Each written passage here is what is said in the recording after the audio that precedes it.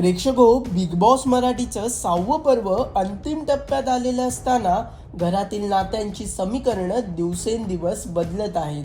यंदा टोळी विरुद्ध काटा ग्रुप असा थेट सामना पाहायला मिळाला आहे. तर अनेकदा एकाच ग्रुपमधील स्पर्धक एकमेकांच्या विरोधातही खेळले. कलर्स मराठी वाहिनीने शेअर केलेल्या नवीन प्रोमोनुसार काटा ग्रुपमध्ये एकत्र राहणाऱ्या दीपाली सय्यद आणि तन्वी कोलते भांडताना पाहायला मिळत आहे. त्यामुळे दोघींमध्ये नेमकं काय झालंय हे जाणून घेण्यासाठी लोकमत फिल्मीचा हा व्हिडिओ शेवटपर्यंत नक्की पहा. पार्टीत नको असलेल्या सदस्याच्या इन्व्हिटेशनचे होणार तुकडे. मला वाटलं नव्हतं मी हे नाव घेईन. तन्वी, तू म्हणालीस की माझं तुझ्याबरोबर बॉन्ड नाही झाला, तर मग काय करायचं आपल्याला असं रिलेशन? मला आता बोलायचं मला नाही वाटत की मी हिला पार्टीमध्ये बोलवे. सध्या बिग बॉस मराठीच्या घरात बिग बॉसची बर्थडे पार्टी सुरू आहे.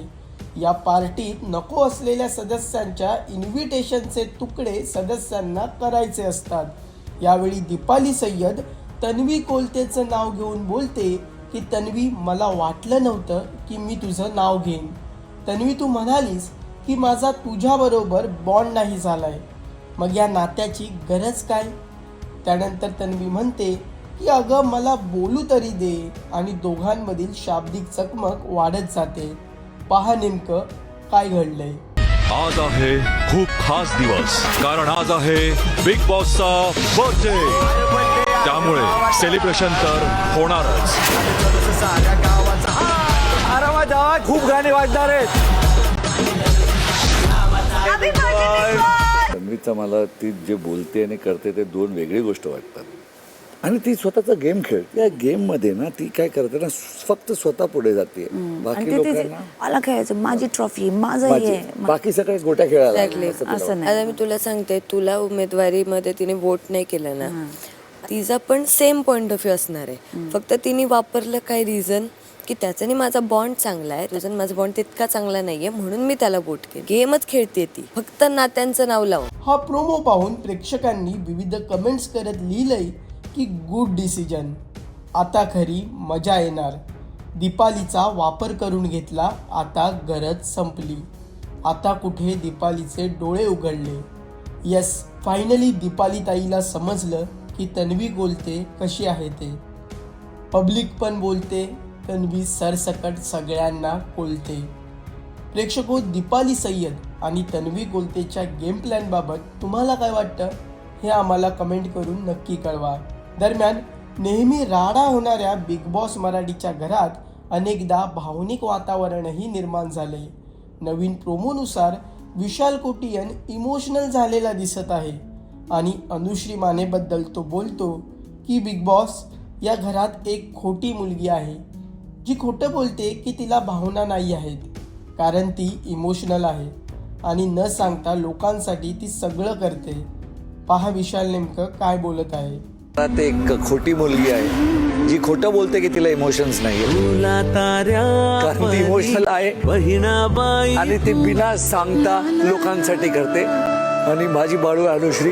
हा प्रोमो पाहून प्रेक्षकांनी विविध कमेंट्स करत लिहिलंय की सगळ्यात भारी नातं विशाल आणि अनुश्रीचं आहे, जे एकदम रिअल आहे. खूप मस्त, तुमच्या दोघांपैकीच विनर व्हायला पाहिजे.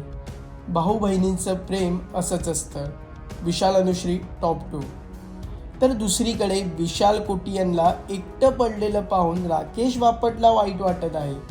पण अनेकदा भांडण होऊनही राकेश बापट हा राखी सावंत सोबत छान बोलतो, तेव्हा तिथे राकेशचा सेल्फ रिस्पेक्ट आड येत नाही का, असं विशाल कोटियनचं म्हणणं आहे. तो एकटा आहे, त्याच्याशी बोल जरा. मला बोलायचं वाटतं, पण मी त्याच्याबद्दल बोलत नव्हतो की तू केलंयस असं, आम्ही नाही केलं. पण त्याचं हे म्हणणं होतं की ते कशाला काढतोयस तू असं. मला ॲरोगन्स मला आवडत नाही फायनलिस्ट म्हणून. मला सांगितलं तू मोठी हो, सॉरी बोल, तू बी मोठा हो. ते मला पण आवडत नाही ते, पण बेसिकली हा गेम आहे. गेम मध्ये बोलले मग लोक सांगणार का, रे हे परत बोलायला लागले. तुमचा स्टँड काय गेमच नव्हतं. जेन्युअनली आतनं येत नाही. मी असा एक माणूस नाही की मी कोणाला एवढं एकटा बसलाय, अरे बसू दे, हा असाच लायक आहे, तसं मी करू शकत नाही. हा नाहीये राकेश दादा आता मला बोलत होता की एवढ्या स्ट्रगलमधून तू आलास तर त्यामध्ये एक थोडा हंबलनेस असू दे. तर कोण डिसाईड करणार? तो म्हणत होता की मला पण नाही आवडत की तो एकटा बसतो, एक तर त्याने तरी सॉरी बोलावं, मी नाही बोलणार आहे. भाऊच्या धक्क्याला सॉरी पण बोललोय.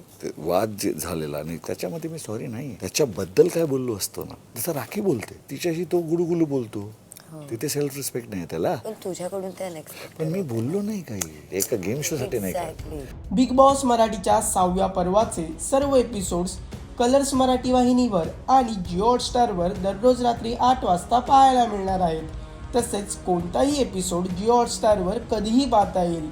प्रेक्षको, हा व्हिडिओ तुम्हाला कसा वाटला हे आम्हाला कमेंट करून नक्की कळवा आणि मनोरंजन क्षेत्रातील महत्त्वाच्या घडामोडी जाणून घेण्यासाठी लोकमत फिल्मीला सबस्क्राईब करायला विसरू नका. पाहत रहा लोकमत फिल्मी.